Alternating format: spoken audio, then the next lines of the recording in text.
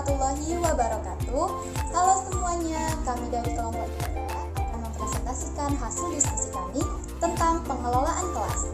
Di sini saya Siti Fatuna dengan NIM A1C2-19052 sebagai moderator akan memperkenalkan orang-orang hebat di balik kelompok 3. Yang pertama ada Bang Alfon Kusirait dengan NIM A1C2-16036. Yang kedua, ada Kak Jihan Apri Madura Grilani dengan NIM A1C2-18061. Yang ketiga, ada Nadia Dwi Putri dengan NIM A1C2-19002. Yang keempat, ada Ajeng Dina Meiliana dengan NIM A1C2-19004. Yang kelima, ada Nabila Dinda Pamela dengan NIM A1C2-19026. Yang keenam ada Karisma Wulandari dengan NIM A1C2-19102. Dan yang terakhir ada saya sendiri, Siti Fatuna dengan NIM A1C2-19052. Untuk mempersingkat waktu, langsung saja kami mulai presentasi dari kelompok kami. Untuk subbab yang pertama, yaitu pengertian, tujuan, dan juga strategi pengelolaan kelas, akan langsung dibahas oleh Bang Alfon Kusirait. Kepada Bang Alfon Kus, kami persilahkan. Baiklah, untuk yang pertama, pengertian pengelolaan kelas. Pengelolaan kelas terdiri dari dua kata, yaitu pengelolaan dan kelas. Pengelolaan berasal dari kata kelola, yang dapat juga diartikan sebagai manajemen, yang berarti pengaturan atau penataan.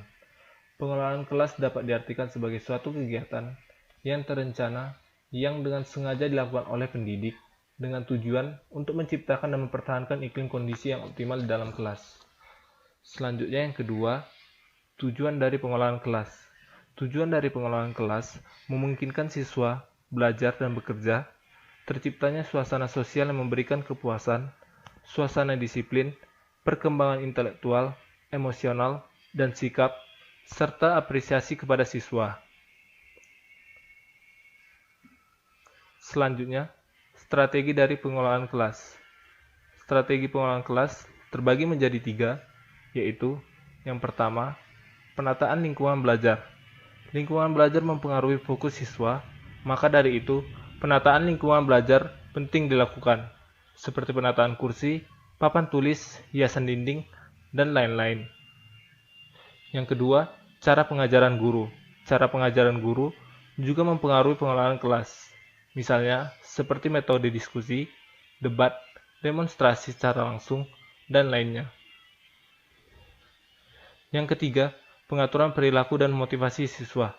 Seorang guru harus mampu membangkitkan semangat belajar siswa, mendorong rasa ingin tahu siswa, menggunakan variasi media pembelajaran yang menarik, dan membantu siswa dalam merumuskan tujuan belajar agar siswa tidak kesulitan dan merasa nyaman saat belajar. Sekian dari saya, terima kasih.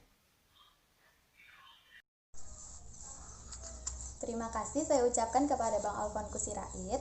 Untuk submateri selanjutnya yaitu peran guru dalam strategi pengelolaan kelas dan juga pendekatan-pendekatan dalam pengelolaan kelas yang akan disampaikan oleh Karisma Wulandari. Kepada Karisma Wulandari, saya persilahkan.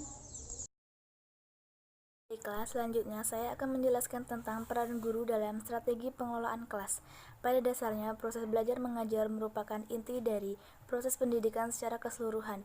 Di antaranya, guru merupakan salah satu faktor yang penting dalam menentukan berhasilnya proses belajar mengajar di dalam kelas. Oleh karena itu, guru dituntut untuk meningkatkan peran dan kompetensinya. Guru yang kompeten akan lebih mampu menciptakan lingkungan belajar yang efektif dan akan lebih mampu mengelola kelasnya sehingga hasil belajar siswa berada pada tingkat yang optimal. Peran guru dalam proses belajar antara lain, yang pertama, guru sebagai demonstrator. Guru adalah acuan bagi peserta didiknya, oleh karena itu, segala tingkah laku yang dilakukannya sebagian besar akan ditiru oleh siswanya. Guru sebagai demonstrator dapat diasumsikan guru sebagai tauladan bagi siswanya. Seperti contoh, apabila ada orang tua yang memberikan argumen yang berbeda dengan guru, maka siswa akan menyalahkan argumen orang tua dan membenarkan argumen guru. Yang kedua, guru sebagai evaluator. Evaluasi diartikan sebagai umpan balik untuk siswa sehingga nilai bukanlah poin utama, tapi yang terpenting adalah siswa tidak mengulangi kesalahan yang sama. Hal-hal yang paling penting dalam melaksanakan evaluasi harus dilakukan oleh semua aspek, baik efektif, kognitif, dan psikomotorik. Selanjutnya, guru sebagai mediator dan fasilitator. Guru berperan dalam pengawasan peserta didiknya apakah pembelajaran berjalan dengan lancar atau belum, guna mencapai tujuan pembelajaran, serta siswa dapat menceritakan kesulitan dalam pembelajaran. Selanjutnya, pendekatan-pendekatan pengelolaan kelas. Manajemen kelas bukanlah masalah yang berdiri sendiri, tetapi terkait dengan berbagai faktor. Permasalahan anak didik adalah faktor utama yang dilakukan guru, tidak lain adalah untuk meningkatkan kegairahan siswa baik secara berkelompok maupun secara individual, keharmonisan hubungan guru dan anak didik, tingginya kerjasama di antara siswa tersimpul dalam bentuk interaksi. Layaknya interaksi yang optimal tergantung dari pendekatan guru yang dilakukan dalam rangka pengelolaan kelas. Berbagai pendekatan tersebut antara lain, yang pertama, pendekatan kekuasaan. Pengelolaan kelas diartikan sebagai suatu proses untuk mengontrol tingkah laku anak didik. Peranan guru di sini adalah menciptakan dan mempertahankan situasi disiplin dalam kelas. Kedisiplinan adalah kekuatan yang menuntut kepada anak didik untuk menaatinya. Di dalamnya ada kekuasaan dan norma yang mengikat untuk ditaati anggota kelas. Melalui kekuasaan dalam bentuk norma itu, guru mendekatinya. Kemudian yang kedua, pendekatan ancaman. Dari pendekatan ancaman atau intimidasi ini, pengelolaan kelas adalah juga sebagai suatu proses untuk mengontrol tingkah laku anak didik. Tetapi dalam mengontrol tingkah laku anak didik dilakukan dengan cara memberi ancaman, misalnya melarang ejekan, sindiran, dan memaksa. Kemudian yang ketiga, pendekatan kebebasan. Pengelolaan diartikan suatu proses untuk membantu anak didik agar merasa bebas untuk mengerjakan sesuatu kapan saja dan di mana saja. Peranan guru adalah mengusahakan semaksimal mungkin kebebasan anak didik. Selanjutnya yang keempat, pendekatan resep. Pendekatan resep ini dilakukan dengan memberi satu daftar yang dapat menggambarkan apa saja yang harus dilakukan dan tidak boleh dikerjakan oleh guru dalam mereaksikan semua masalah atau situasi yang terjadi dalam kelas. Dalam daftar ini digambarkan tahap demi tahap apa yang harus dikerjakan guru. Peranan guru hanyalah mengikuti petunjuk seperti yang tertulis dalam resep. Selanjutnya yang kelima adalah pendekatan pengajaran. Pendekatan ini didasarkan atas suatu anggapan bahwa dalam suatu perencanaan dan pelaksanaan akan mencegah munculnya masalah tingkah laku anak didik dan memecahkan masalah itu bila tidak bisa dipecahkan. Pendekatan ini menganjurkan tingkah laku guru dalam mengajar untuk mencegah dan menghentikan tingkah laku anak didik yang kurang baik. Baiklah, itu saja yang bisa saya sampaikan. Terima kasih. Saya kembalikan kepada moderator. Baiklah, terima kasih kepada Karisma Wulandari. Untuk submateri yang selanjutnya, yaitu lanjutan dari pendekatan-pendekatan pengelolaan kelas dan juga penataan ruang kelas yang akan disampaikan oleh Ajeng Dina Meiliana. Kepada Ajeng Dina Meiliana, saya persilahkan. Baiklah, saya Ajeng Dina Meiliana akan melanjutkan materi tentang pendekatan-pendekatan dalam pengelolaan kelas. Yang keenam, pendekatan perubahan tingkah laku. Sesuai dengan namanya, pengelolaan kelas diartikan sebagai suatu proses untuk mengubah tingkah laku anak didik. Peranan guru adalah mengembangkan tingkah laku anak didik yang baik dan mencegah tingkah laku yang kurang baik. Untuk itu, menurut pendekatan tingkah laku yang baik atau positif harus dirangsang dengan memberikan pujian atau hadiah yang menimbulkan perasaan senang atau puas. Sebaliknya, tingkah laku yang kurang baik dalam melaksanakan program kelas diberi sanksi atau hukuman yang akan menimbulkan perasaan tidak puas dan pada gilirannya tingkah laku tersebut akan dihindari. Yang ketujuh, pendekatan sosio-emosional. Pendekatan sosio-emosional akan tercapai secara maksimal apabila hubungan antar pribadi yang baik berkembang di dalam kelas. Hubungan tersebut meliputi hubungan antar guru dan siswa serta hubungan antar siswa. Dalam hal ini, guru merupakan kunci pengembangan hubungan tersebut. Untuk terciptanya hubungan guru dengan siswa yang positif, sikap mengerti dan saling mengayomi untuk saling melindungi.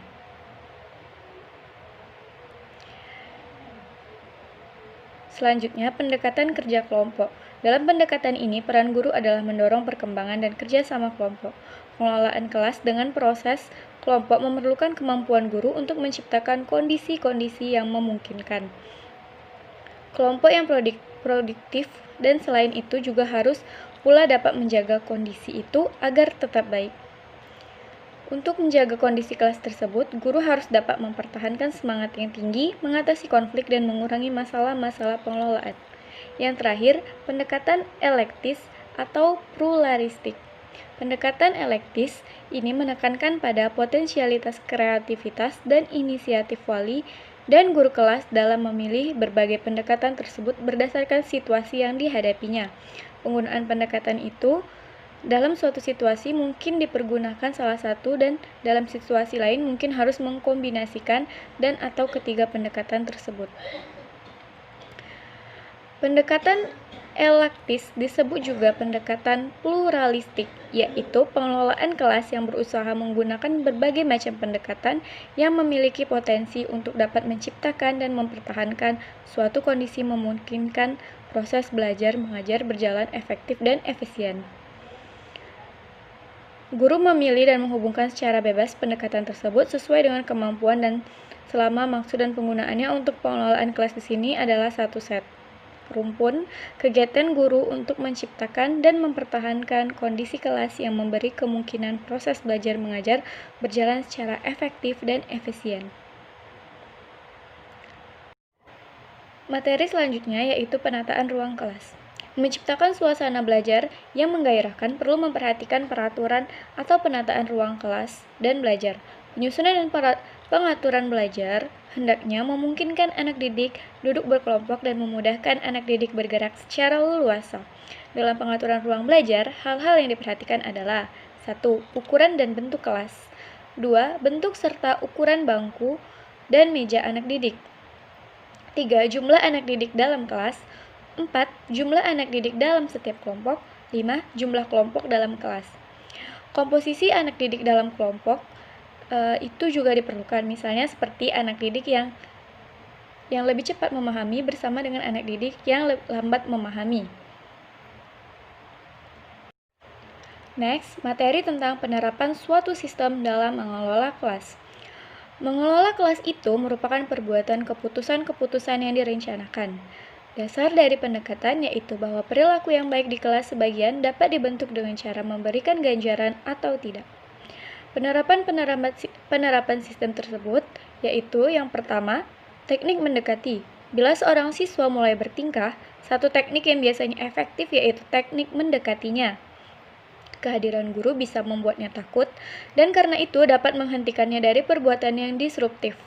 Tanpa perlu menegur andai kata siswa mulai menampakkan kecenderungan berbuat nakal, memindahkan tempat duduknya ke meja guru dapat berefek preventif. Yang kedua, teknik memberikan syarat. Apabila siswa berbuat kenakalan kecil, guru dapat memberikan isyarat bahwa ia sedang diawasi. Isyarat tersebut dapat berupa petikan jari, pandangan tajam, dan lambaian tangan. Yang ketiga, teknik mengadakan humor. Jika insiden itu kecil, dengan melihatnya secara humoristis, guru akan dapat mempertahankan suasana baik serta memberikan peringatan kepada si pelanggar bahwa ia tahu tentang apa yang terjadi. Yang keempat, teknik tidak mengacuhkan. Untuk menetapkan cara ini, guru harus luas dan tidak perlu menghukum setiap pelanggaran yang diketahuinya. Dalam kasus-kasus tertentu, tidak mengacuhkan kenakalan justru dapat membawa siswa untuk diperhatikan. Yang kelima, teknik yang keras. Teknik yang keras ini digunakan apabila ia dihadapkan pada perilaku disruptif yang jelas tidak terkendalikan, contohnya mengeluarkan dari dalam kelas. Yang keenam, teknik mengadakan diskusi secara terbuka untuk menjelaskan perbuatan siswa-siswanya dan menciptakan suasana belajar yang lebih baik, sedikit sesuai daripada sebelumnya. Yang ketujuh, teknik memberikan penjelasan tentang prosedur. Kadang-kadang, masalah kedisiplinan ada hubungannya langsung dengan ketidakmampuan siswa melaksanakan tugas yang diberikan kepadanya. Kesulitan ini terjadi apabila guru berasumsi bahwa siswa memiliki keterampilan, padahal sebenarnya tidak. Yang ke-8, mengadakan analisis. Kadang-kadang terjadi hampir terus-menerus membuat kenakalan. Guru dapat mengetahui masalah yang dihadapinya dan mengurangi keresahan siswanya. Yang ke-9, mengadakan perubahan kegiatan. Apabila gangguan di kelas meningkat jumlahnya, tindakan yang harus diambil yaitu mengubah apa yang sedang Anda lakukan. Yang terakhir yaitu teknik menghimbau. Kadang-kadang guru sering mengatakan harap tenang. Ucapan tersebut ada kalanya membawa hasil. Siswa memperhatikannya. Sekian materi yang saya sampaikan. Terima kasih dan saya kembalikan kepada moderator.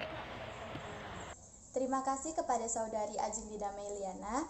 Untuk submateri yang selanjutnya yaitu penerapan sistem dalam pengelolaan kelas dan juga konsep pengelolaan kelas yang akan langsung dibahas oleh Kak Jihan Aprimadona Grilani. Kepada Kak Jihan, saya persilahkan. Konsep pengelolaan kelas. Adapun tujuan pengelolaan kelas, yang pertama, mewujudkan situasi dan kondisi kelas yang baik sebagai lingkungan belajar maupun sebagai kelompok belajar. Yang kedua, menghilangkan berbagai hambatan yang dapat menghalangi terwujudnya interaksi pembelajaran, menyediakan dan mengatur fasilitas serta perabot belajar yang mendukung, dan membina dan membimbing siswa sesuai dengan keadaan siswa itu sendiri. Baiklah, terima kasih kepada Kak Jihan. Untuk submateri yang selanjutnya yaitu kegiatan dalam pengelolaan kelas dan juga masalah-masalah yang timbul di dalam pengelolaan kelas yang akan dibahas oleh Nadia Dwi Putri.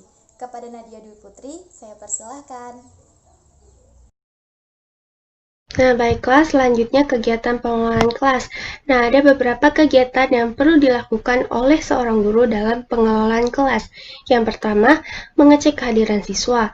Nah, siswa dilihat keberadaannya satu persatu untuk diarahkan dalam melihat kesiapannya untuk mengikuti proses belajar mengajar. Selanjutnya, mengumpulkan, memeriksa, dan menilai hasil pekerjaan siswa. Pekerjaan siswa yang telah diberikan hendaknya cepat dikumpulkan dan diberikan komentar secara singkat untuk menimbulkan rasa penghargaan yang tinggi dan dapat memberikan motivasi atas kerja yang telah dilakukan. Selanjutnya, pendistribusian bahan dan alat. Nah, jika ada alat atau bahan yang harus didistribusikan, maka secara adil, setiap orang atau setiap siswa harus memperoleh kesempatan untuk melakukan praktikum atau menggunakan alat dan bahan tersebut dalam proses belajar. Selanjutnya, mengumpulkan informasi dari siswa. Informasi ini dapat berupa informasi pribadi siswa maupun yang berkaitan dengan pekerjaan-pekerjaan siswa yang harus ataupun sudah dilakukan. Nah, selanjutnya mencatat data. Data-data siswa baik secara perorangan maupun berkelompok, menyangkut individu maupun pekerjaan sangat penting untuk dicatat karena akan mendukung guru dalam melakukan evaluasi akhir terhadap pencapaian. Selanjutnya, pemeliharaan arsip. Arsip-arsip tentang kegiatan dalam kelas disimpan dengan rapi dan bertanggung jawab sehingga dapat memberikan informasi baik bagi guru maupun siswa. Selanjutnya, menyampaikan materi pelajaran. Nah, tugas utama seorang guru adalah memberikan informasi bahan belajar untuk siswa secara teratur dan dapat menggunakan berbagai media informasi yang ada di dalam kelas. Kemudian, memberikan tugas ataupun pekerjaan rumah. Nah, penugasan ini adalah proses untuk memberikan tanggung jawab kepada siswa untuk melakukan kegiatan secara mandiri dan dapat mengevaluasi kemampuannya secara sendiri. Nah, selanjutnya, masalah yang timbul dalam pengelolaan kelas. Nah, masalah dalam pengelolaan kelas menurut M. Entang dan Teraka Joni dikelompokkan menjadi dua kategori, yaitu masalah individual dan masalah kelompok.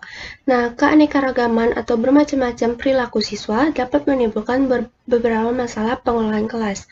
Nah, menurut Made Pidarta, masalah-masalah pengelolaan kelas yang berhubungan dengan perilaku siswa yaitu pertama, kurangnya kesatuan.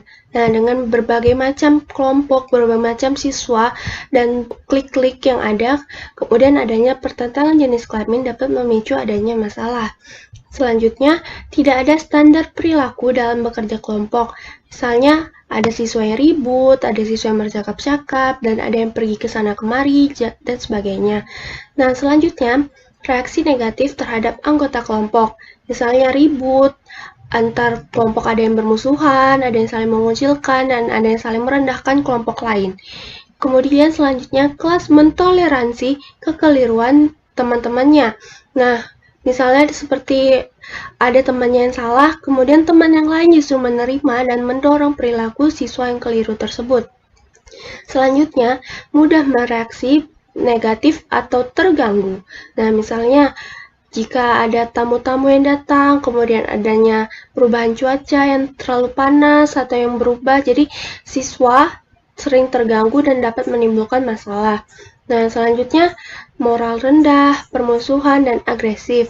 Nah, misalnya ada dalam lembaga dengan alat-alat belajar yang kurang atau dalam satu sekolah alat peralatannya kurang atau kekurangan uang dan sebagainya, bisa memicu kekeributan baik antar siswa ataupun sampai ke keluar kelas. Nah, selanjutnya tidak mampu menyesuaikan dengan lingkungan yang berubah. Nah, seperti tugas-tugas tambahan, anggota kelas yang baru, dan situasi sebagainya. Nah, selanjutnya, bagaimana sih cara untuk menghadapi suatu permasalahan? Nah, salah satu caranya dalam menghadapi permasalahan pengelolaan kelas, terutama dengan anak-anak didik, yaitu adalah dengan menerapkan sejumlah larangan dan anjuran. Nah, misalnya, jangan menegur siswa di hadapan kawan-kawannya. Kemudian, dalam memberikan peringatan kepada siswa, janganlah mempergunakan atau mengeluarkan suara dengan nada suara yang tinggi. Nah, selanjutnya bersikap tegas, adil, dan terhadap semua siswa tanpa membedakan antara satu dengan yang lain. Nah, kemudian jangan pilih kasih. Selanjutnya, sebelum menghukum siswa, buktikanlah terlebih dahulu bahwa siswa tersebut benar-benar bersalah. Nah, selanjutnya, patuhlah pada aturan-aturan yang sudah ditetapkan dan dalam menghadapi permasalahan-masalah kelas. Jadi misalnya sebelumnya sebagai pendidik kita telah memberikan aturan bahwa misalnya tidak boleh makan di dalam kelas. Nah, terapkanlah aturan-aturan tersebut. Nah, sekian yang dapat saya sampaikan. Saya kembalikan ke moderator. Terima kasih kepada Saudari Nadia Dwi Putri untuk submateri yang terakhir, yaitu usaha pencegahan dari masalah yang timbul di dalam pengelolaan kelas dan juga faktor-faktor yang mempengaruhi masalah tersebut, yang akan disampaikan oleh Nabila Dinda Pamela. Kepada Nabila, saya persilahkan. Assalamualaikum warahmatullahi wabarakatuh. Perkenalkan, saya Nabila Dinda Pamela dengan NIM A1C2-19026. Di sini saya akan melanjutkan pemaparan materi. Materi yang akan saya sampaikan ada dua. Yang pertama itu ada usaha pencegahan masalah pengelolaan kelas, dan yang kedua itu ada faktor-faktor yang mempengaruhi pengelolaan kelas. Untuk materi yang pertama, usaha pencegahan masalah pengelolaan kelas. Usaha pencegahan masalah pengelolaan kelas terbagi menjadi dua, yaitu ada usaha yang bersifat pencegahan dan ada usaha yang bersifat penyembuhan. Untuk usaha yang bersifat pencegahan, diantaranya yaitu yang pertama, peningkatan kesadaran diri sebagai seorang guru. Peningkatan kesadaran diri sebagai guru merupakan langkah yang strategis dan mendasar, karena dengan dimilikinya kesadaran ini akan meningkatkan rasa tanggung jawab dan rasa memiliki yang merupakan modal bagi guru dalam melaksanakan tugasnya. Implikasi dari adanya kesadaran diri sebagai guru akan tampak dari sikap guru yang stabil, sikap guru yang demokratis, serta kepribadiannya yang harmonis dan berwibawa. Nah, sikap seperti inilah yang akan menumbuhkan respon dan tanggapan positif dari peserta didiknya. Kemudian yang kedua, peningkatan kesadaran diri sebagai peserta didik. Interaksi positif antara guru dan peserta didik dalam proses pembelajaran terjadi apabila dua kesadaran ini bertemu. Kurangnya kesadaran diri seorang peserta didik akan dapat menimbulkan sikap yang negatif. Nah, contohnya peserta didik akan mudah emosi, akan mudah tersinggung.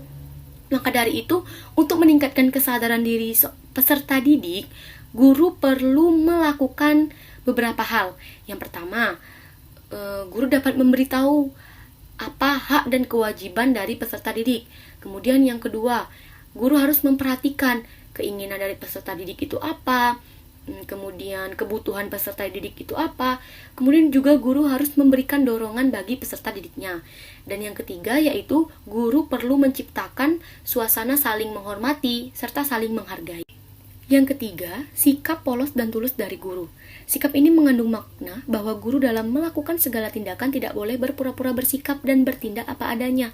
Sikap dan tindak laku guru seperti ini akan membantu dalam mengelola kelas. Guru dengan sikap dan kepribadiannya sangat mempengaruhi lingkungan belajar, karena tingkah laku, cara menyikapi, dan tindakan guru merupakan stimulus bagi peserta didik yang akan diberikan respon atau diberikan reaksi. Apabila stimulinya positif, maka respon atau reaksi yang akan diberikan juga positif. Begitu juga sebaliknya. Apabila stimulinya negatif, maka reaksi atau respon yang akan diberikan juga negatif. Yang keempat, mengenal dan menemukan alternatif pengelolaan. Langkah ini menuntut guru untuk melakukan tindakan identifikasi berbagai penyimpangan tingkah laku peserta didik, baik itu individual maupun kelompok. Lalu, mengenal berbagai pendekatan pengelolaan kelas dan mempelajari berbagai pengalaman guru-guru lainnya, baik itu yang berhasil ataupun yang gagal, sehingga dirinya memiliki penyelesaian atau alternatif yang bervariasi dalam menangani berbagai masalah pengelolaan kelas. Yang terakhir, menciptakan kontrak sosial yang diharapkan seraya memberikan gambaran tentang fasilitas beserta keterbatasannya memenuhi kebutuhan peserta didik. Kemudian, lanjut untuk yang kedua, usaha yang bersifat penyembuhan.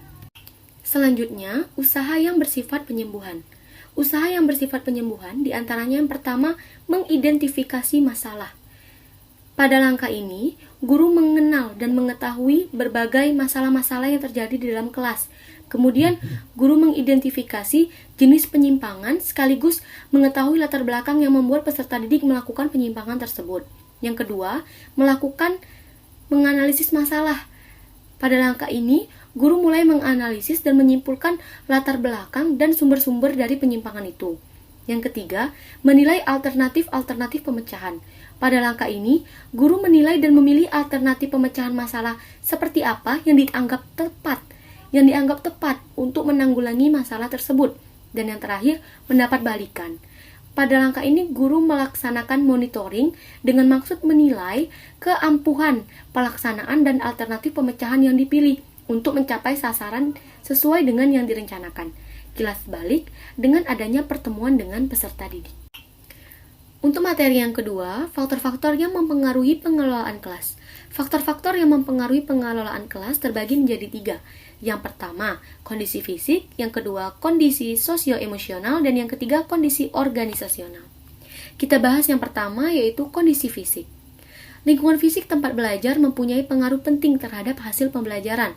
Lingkungan fisik yang menguntungkan dan memenuhi syarat minimal mendukung meningkatnya intensitas proses pembelajaran dan mempunyai pengaruh positif terhadap pencapaian tujuan pengajaran. Kondisi fisik yang dapat mempengaruhi pengelolaan kelas diantaranya yang pertama yaitu ruangan tempat berlangsungnya proses belajar mengajar.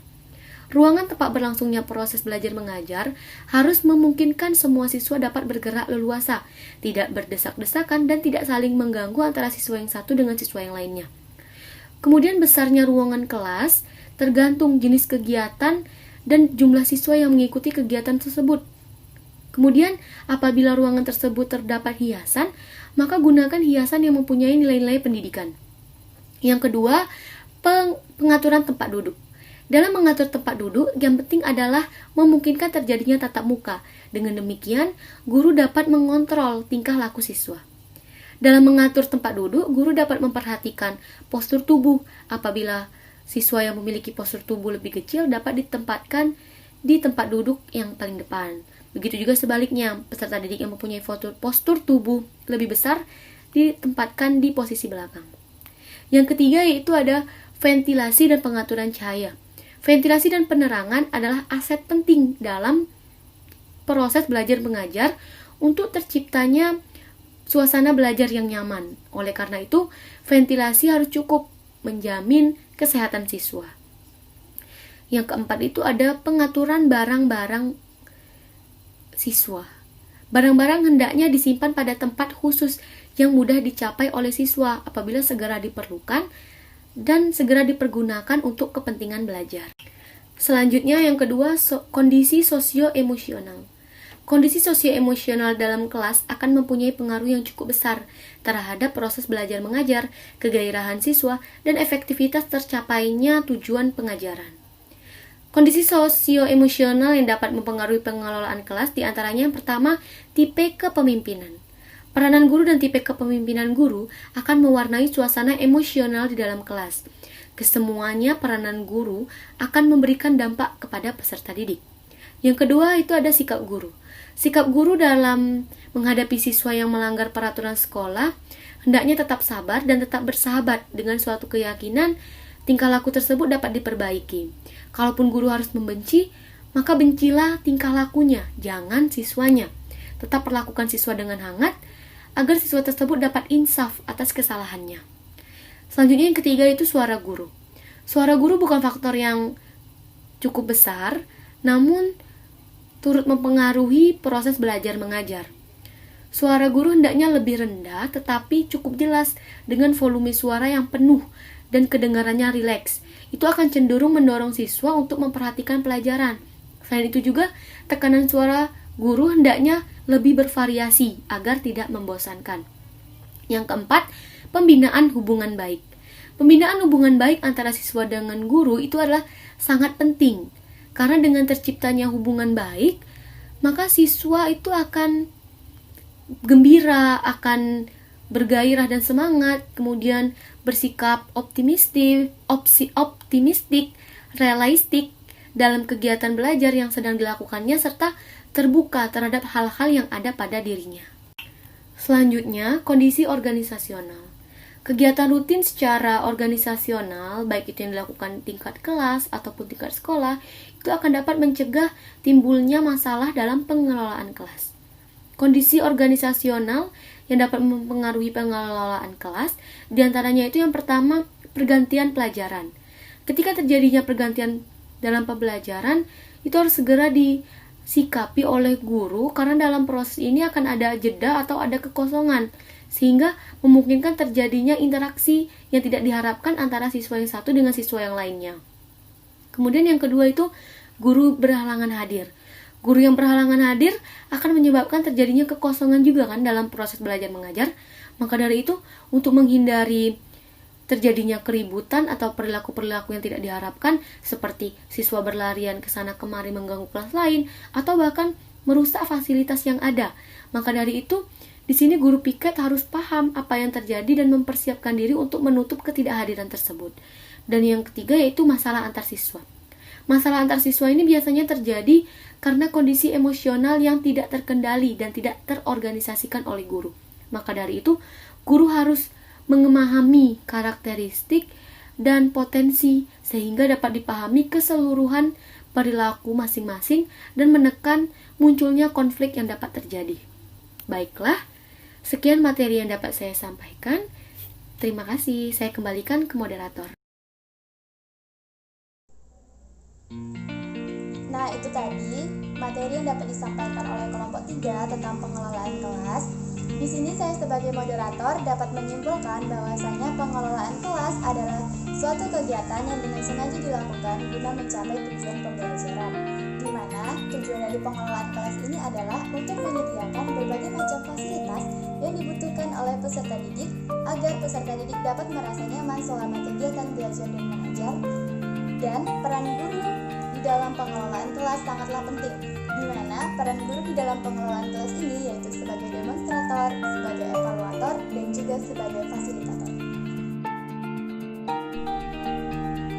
Kemudian, prinsip dari pengelolaan kelas ini adalah hangat dan antusias, sehingga para peserta didik dapat dengan mudah menyerap pembelajaran yang disampaikan oleh pendidik dengan berbagai macam pendekatan yang telah dijelaskan tadi.